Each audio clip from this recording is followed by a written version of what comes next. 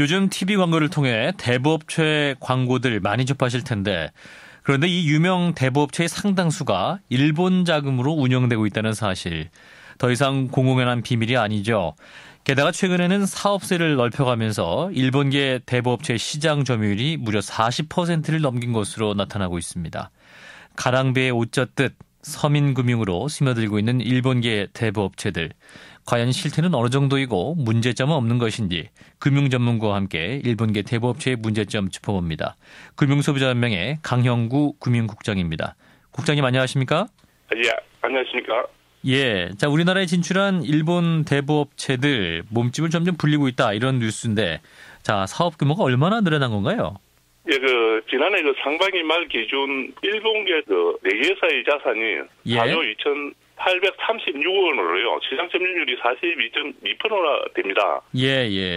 더구나 2012년 말 35.6%에서요. 1년 반 만에 거의 한 7포인트 정도 증가되었습니다. 예. 이 사실상 대부업은 일본계 자본이 점령했다 해도 과언이 아닙니다. 아하, 일본계 자본이 점령했다.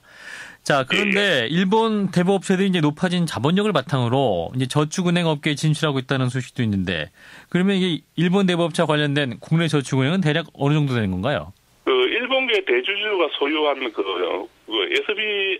저축은행이 있고요.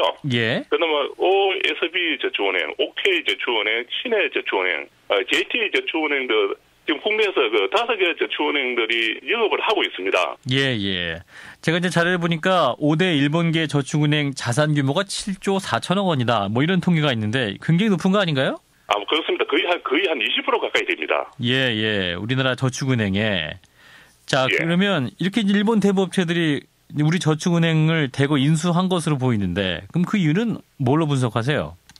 원래 대부업체보다는 아무래도 은행의 이미지가 좋고요. 예. 대부업체는 저축은행 캐피탈 등에서 고금리로 자금 조달을 하는 데 비해 가지고요. 예. 저축은행은 일반 예금이라든지 적금리 조달이 가능합니다. 예.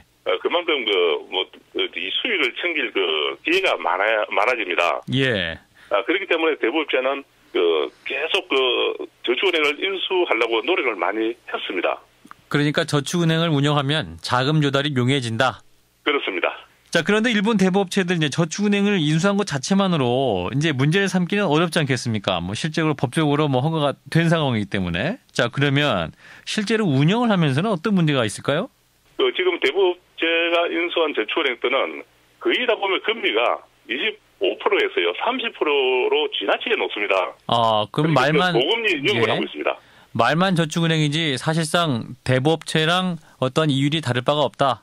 예, 그렇습니다. 어떻게 보면 저축은행이 대부가 되는 거죠. 결국 서민금융 역할보다는 이 고리대업으로 이윤을 추구하는 이 금융으로 변질되고 있는 거죠. 예. 자, 그러면 서민금융의 취지를 살지 못하고 있다. 저축은행이 대부업체화 되고 있다. 그러면 금융당국의 책임은 없는 건가요? 분명히 금융당국도 책임이 있습니다. 네. 2010년도 9월에요. 예. 저축은행 시행령 개정을 하면서 대부업체가 저축은행을 인수할 수 있는 법적 근거가 마련되었고요. 예.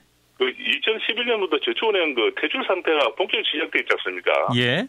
이후에 국내 금융사들이 매물로 놓은 저축은행들을 더 이상 인수할 여력이 없자 일본계 대부업체가 저축은행을 인수할 수 있게 길을 열었습니다. 예. 그러니까 그 이후에 이제 공개 인수하기를 시작했습니다. 예.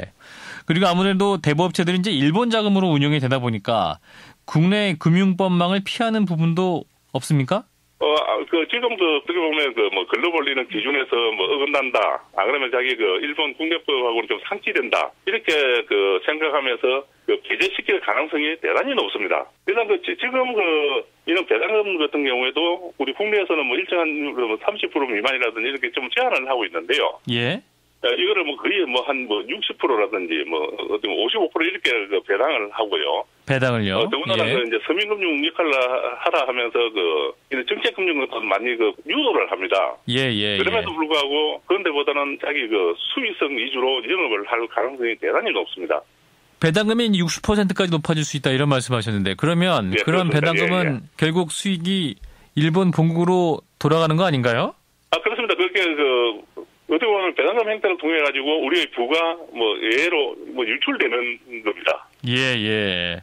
자, 그러면 결국 일본 대부업체들 궁극적인 목표 이윤 창출 아니겠습니까? 어떤 방식으로 대부업체들 써가면서 이윤 창출을 매진하고 있나요? 보면 이제 뭐 리스크는 뭐 최소한 회피해 가면서요. 예. 그 고금리 대출로 막대하는 이윤을 추구하고 있습니다. 대부분 보면 이 개인뿐만 아니고요. 뭐 중소기업이라든지 소상공인 이런 데도 좀 대출을 많이 해야 되는데요. 예. 좀 위험 리스크가 적은 이런 개인 대출 그리고 또 소액 이런 대출 위주로 영업을 하고 있습니다. 그러면 어떤 젖줄의 역할, 말씀하신 실핏줄 같은 제2금융권의 역할을 제대로 하지 못하고 있다. 이렇게 볼 수도 있겠네요. 예, 좀 그렇습니다. 예. 자, 그리고 한간에서는 그 일본 대부업체의 자금줄 야쿠자와 연관돼 있다. 뭐 이런 의혹도 나오고 있는데요. 국장님은 그 가능성 얼마나 높게 보세요?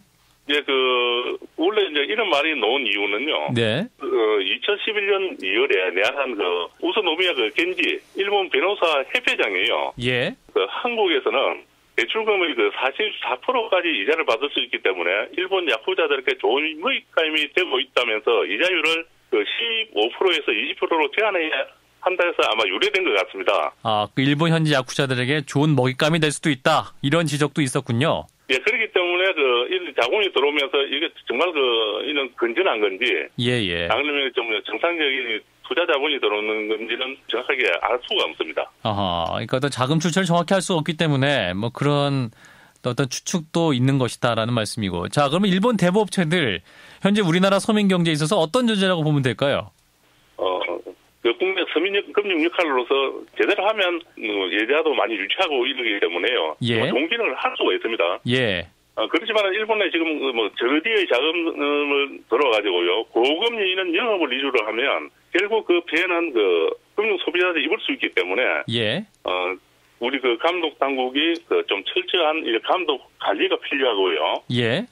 그리고 가까이 있는 이웃 아닙니까, 그죠? 네. 정말 금융 역할이 될 수 있게끔 금융인의 자세로 좀 영업을 했으면 좋겠습니다. 예, 서민 경제를 살릴 수 있도록 우리 금융당국의 역할이 참 중요하겠다라는 지적을 해주셨습니다. 여기까지 듣죠. 고맙습니다. 예, 감사합니다. 네, 금융소비자연맹의 강형구 금융국장이었습니다.